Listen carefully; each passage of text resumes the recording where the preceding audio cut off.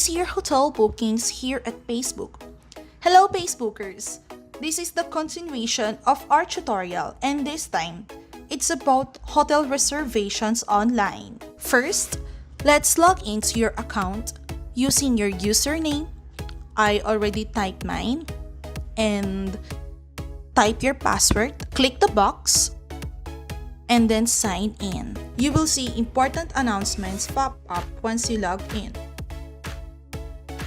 As you can see, I already logged into my account. We have our dashboard here in the middle and the tabs towards the left side. Click Travel and Tours on the left side of your dashboard.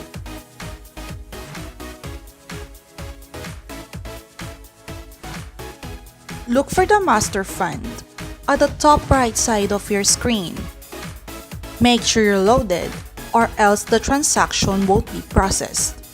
Then let's click for the Hotels tab. Under Hotels tab, click Destination and type for the location.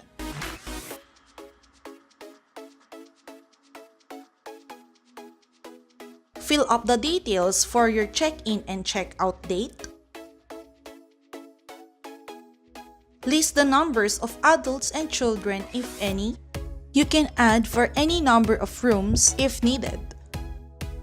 Then click Search Hotel button. You will see the Paysbook is now checking the availability of the hotel you have chosen. Paysbook Travel and Tours will prompt up to the results of your chosen hotel. And here you'll choose which room you'll book by clicking Select Rooms. Then after that, you'll see the options of your choice.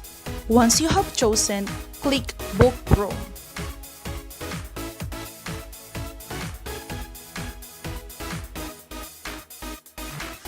It is important to note that you are aware of the cancellation policy once you've decided for the hotel reservation.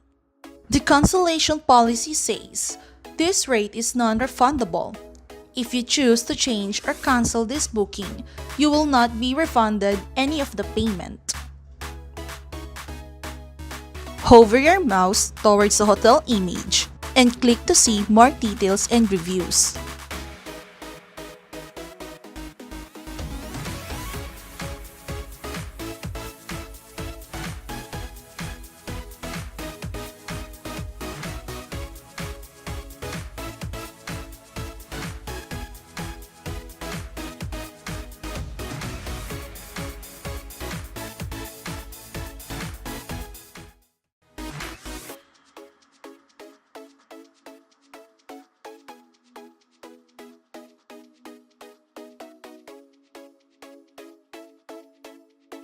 Fill in the details of the selected room choice, then click Book Room.